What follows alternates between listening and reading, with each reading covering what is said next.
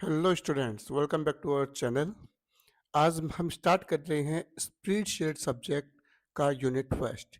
ये unit foundation है एक स्प्रेडशीट सॉफ्टवेयर्स के लिए, एक्सेल्स के लिए और भी बहुत सारे सॉफ्टवेयर्स हैं उनके लिए बहुत सारा ये फाउंडेशन है।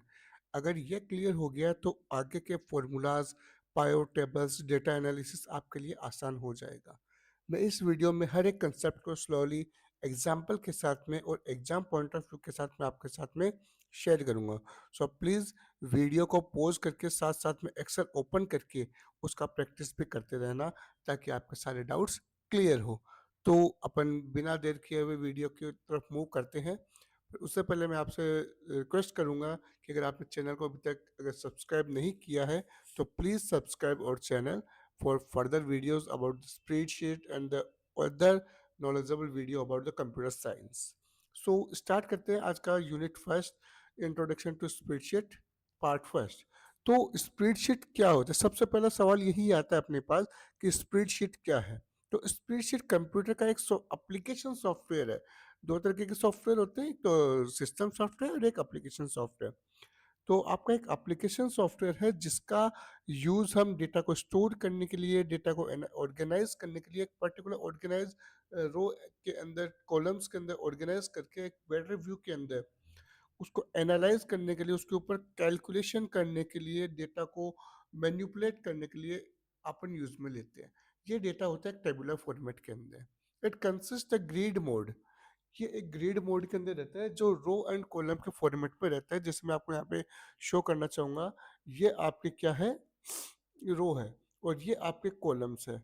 तो इसमें सबसे जो लास्ट कॉलम होता है वो है एक्स एफ डी और सबसे लास्ट जो रो है वो है आपको 10,48,576 और लास्ट जो कॉलम है ये है आपका एक्सेप्ट। इस तरीके से हम इसमें देख सकते हैं कि रो एंड कॉलम का कलेक्शन होता है ये आपका एक्सेल।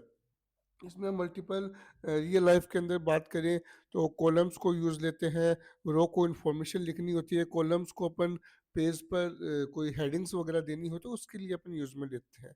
तो ये आपका एक्सेल यूज़ में एक्सेल होता है। यही आपको स्प्रेडशीट सॉफ्टवेयर कहलाता है। बस कंप्यूटर में जितना भी डिजिटली वर्क करना है अपन वो स्प्रेडशीट सॉफ्टवेयर के थ्रू करते हैं। माइक्रोसॉफ्ट एक्सेल है, माइक्रोसॉफ्ट एक्सेल हो गया, गूगल शीट हो गया, लिब्रे ऑफिस हो गया, कैल्सी हो गया, ये सारे इसी के पार्ट हैं। ये सारे आपके स्प्रेडशीट सॉफ्टवेयर के अंदर यूज में लिए जाते हैं। और जो रो एंड कॉलम जहाँ पर इंटरसेक्ट होते हैं उसको हम बोलते हैं सेल। और सेल के अंदर अपन text, number, formulas, common spreadsheet applications, ये सारी अपन यहाँ पे यूज में लेते हैं। ये सारी चीज़ें हम यूज में लेते हैं डेटा को ऑर्गेनाइज करने के लिए रो एंड कॉलम में, ऑटोमेटिक कैलकुलेशन के लिए, built in functions, mathematical function, statistical function. Research के अंदर मैं बात करूँ तो वहाँ पे भी अपन एक्सेल का बहुत ज़्यादा यूज़ में लेते हैं।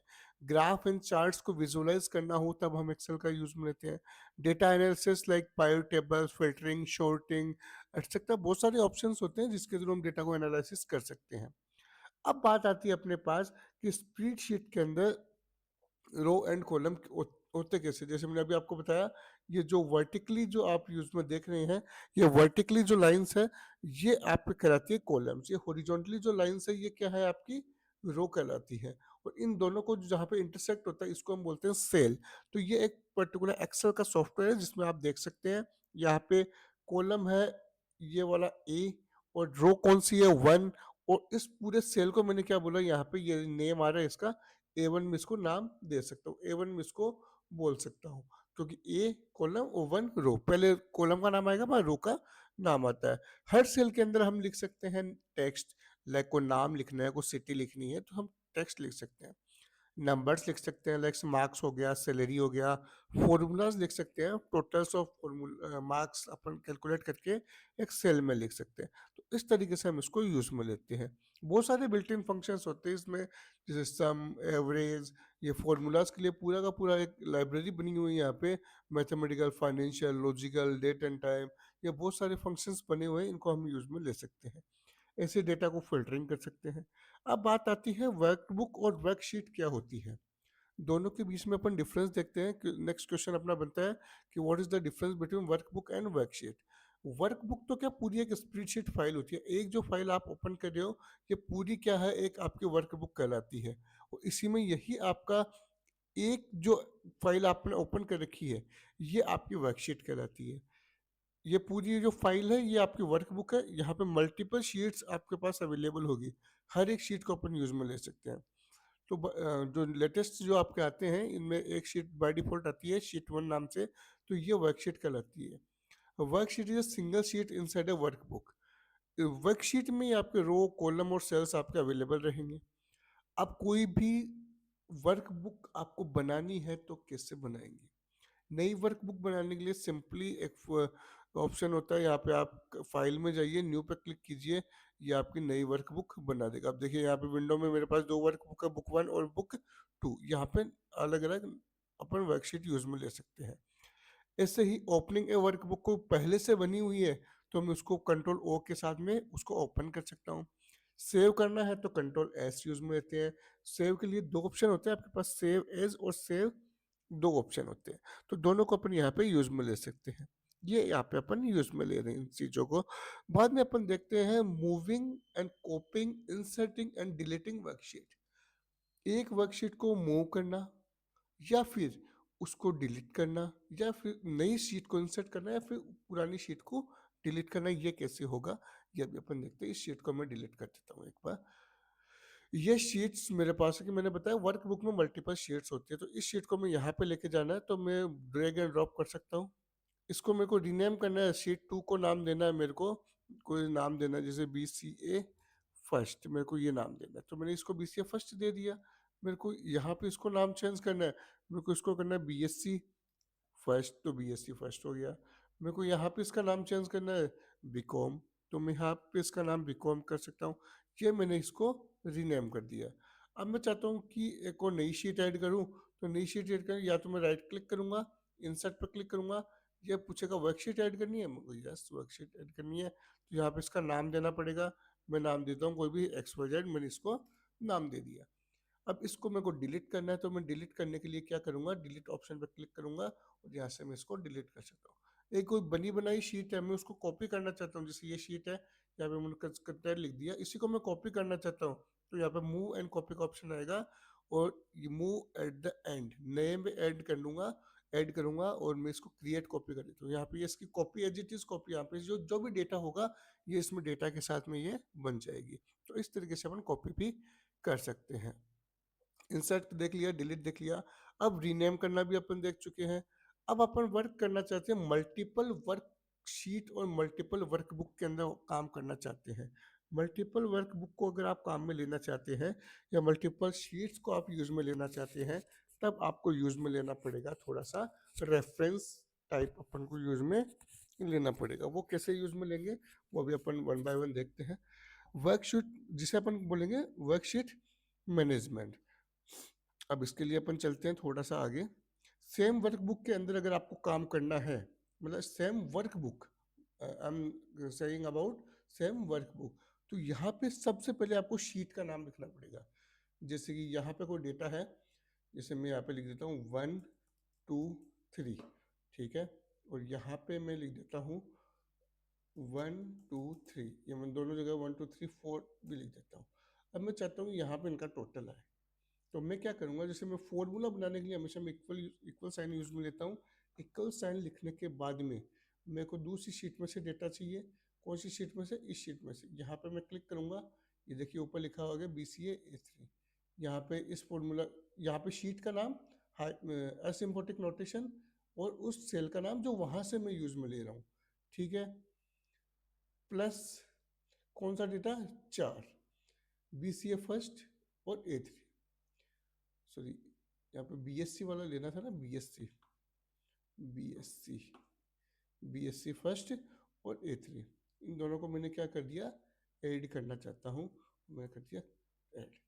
देखिए यहाँ पे जो पहला डेटा है, एक डेटा तो ये वाला BSc का है, जो BSc का डेटा कौन सा है, यहाँ से मैं यूज में ले रहा हूँ, ये वाला BSc का A3, BSc का A और 3, ये वाला आ गया, ठीक है, 1 मतलब।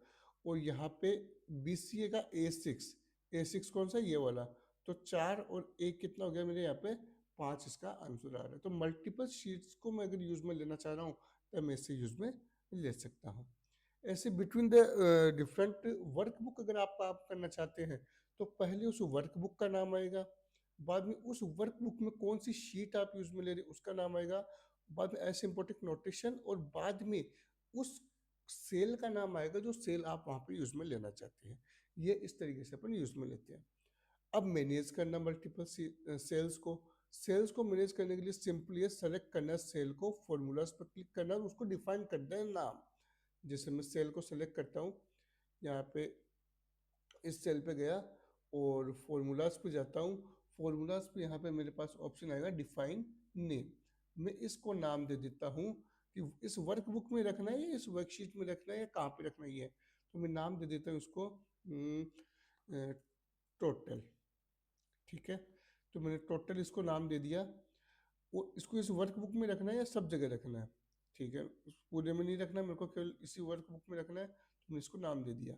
अब देखिए, आप जो इसको अपन बोलते हैं नेम मैनेजर, यहाँ पे इस नेम के अंदर जिस भी कॉलम पे क्लिक कर रहा हूँ उसका नाम चेंज हो रहा है।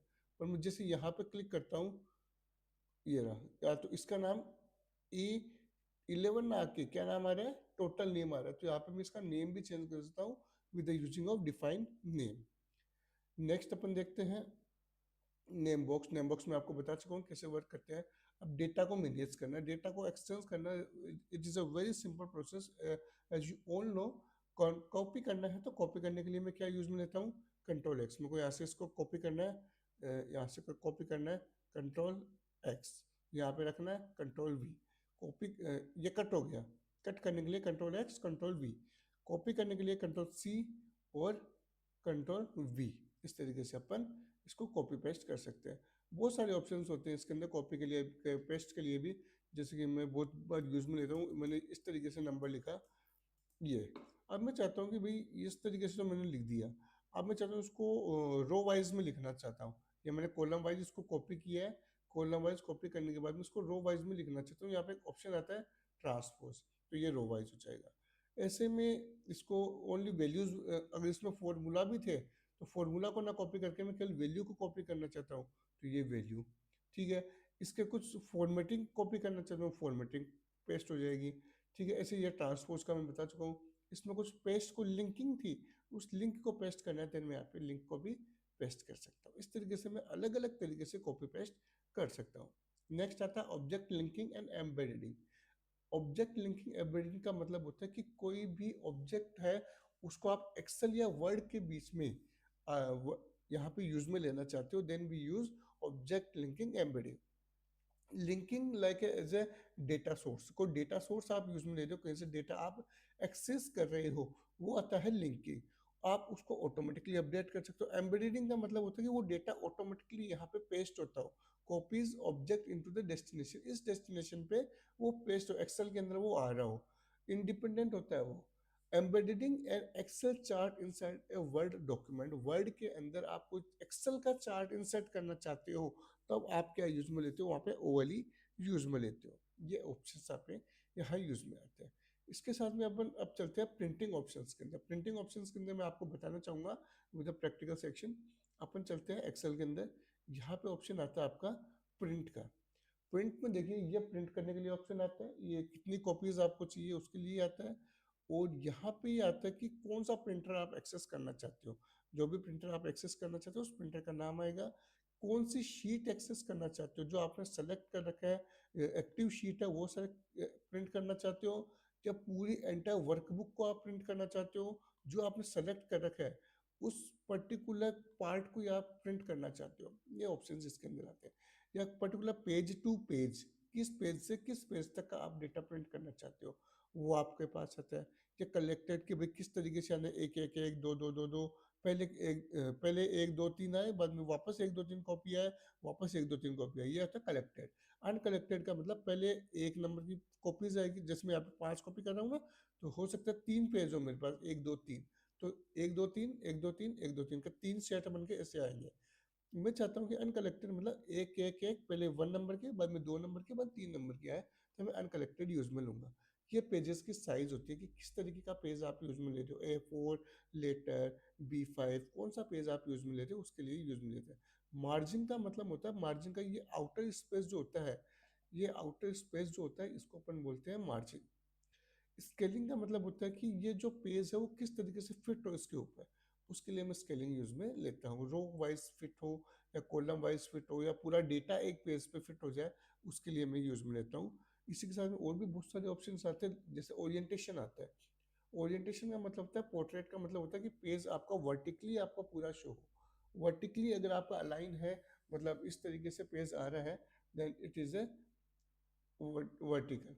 लैंडस्केप में ये पेज थोड़ा सा तिरछा हो जाता है, टेढ़ा हो जाता है, जैसे आप देखेंगे अभी स्क्रीन पे इस तरीके से, ये इस तरीके से हो जाएगा।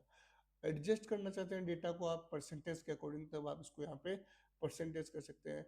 हेड, ये मार्जिन है आपके टॉप के, हेडर की, राइट की, किस तरीके, कितना साइड आप कितना स्पेस रखना चाहते हैं, वो ये आपको प्रोवाइड कराएगा। हेडर के अंदर का आपको डेट, टाइम, या फिर आप पेज नंबर, कुछ कॉन्फिडेंशियल डिटेल्स आप यहाँ पे रखना चाहते हैं, वो आप हेडर फुटर के अंदर रख सकते हैं।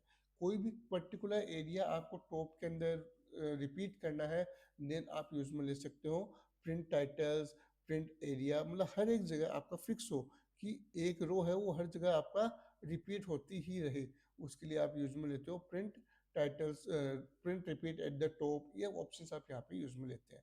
ये था प्रिंटिंग ऑप्शन। अब होता है प्रोटेक्टिंग द वर्कशीट। वर्कशीट को अगर आपको प्रोटेक्ट करना है तो उसके लिए आपको जाना पड़ेगा टूल्स ऑप्शंस के अंदर। उसमें तीन तरीके से अपन उसको प्रोटेक्ट कर सकते हैं: protect the sheet, protect the workbook, and protect password protection. जब आप प्रोटेक्ट शीट करते हैं तो prevent the all editing specific sales. आप पर्टिकुलर स्पेसिफिक सेल्स को क्या कर सकते हो, वहाँ पे एडिट करने के लिए मना कर सकते हो कि भैया आपके एडिट नहीं होने चाहिए, उसके लिए आप यूज में ले सकते हो। टूल्स में जाना है, वहाँ पे प्रोटेक्ट शीट को आपको कलेक्ट एक्सेस करना है। ऐसे प्रोटेक्ट वर्कबुक के अंदर आप पूरी की पूरी वर्कबुक को आप प्रोटेक्ट कर सकते हो पासवर्ड के साथ, कि ना तो वो उसके अंदर कुछ इंसर्ट होगा, ना उसके अंदर आप मूव कर सकते हो, ना उसको कुछ डिलीट कर सकते हो। इस तरीके से आप यूज में ले सकते हो। तो टूल्स के अंदर जाके प्रोटेक्ट वर्कबुक आपको करना होगा। ऐसे ही पासवर्ड प्रोटेक्शन, जब आप फाइल को सेव करते हैं तो फाइल बाद में सेव एज, टूल्स पे क्लिक करेंगे और जनरल ऑप्शंस में ऑप्शन आएगा आपका पासवर्ड टू ओपन और पासवर्ड टू मॉडिफाई। इस तरीके से आप उसको एक्सेस कर सकते हो। तो ये था आपका यूनिट फर्स्ट। और यूनिट फर्स्ट अगर आपको समझ में आया तो आगे की यूनिट्स में आपको कोई इशू नहीं आएगा, इजीली आप उसको एक्सेस कर पाओगे, इजीली आप पढ़ पाओगे। तो अगर आपको ये वीडियो अच्छा लगा तो आप कमेंट सेक्शन में बताइएगा मुझे। कल हम डिस्कस करेंगे यूनिट सेकंड, जो कि आपका मार्जिन्स वगैरह क्या होते हैं, काफ़ी चीज़ें उसके अंदर अपन देखेंगे, फॉर्मूलाज वगैरह, हेडर एंड फुटर, इन सारी चीज़ों को अपन डिटेल में पढ़ेंगे।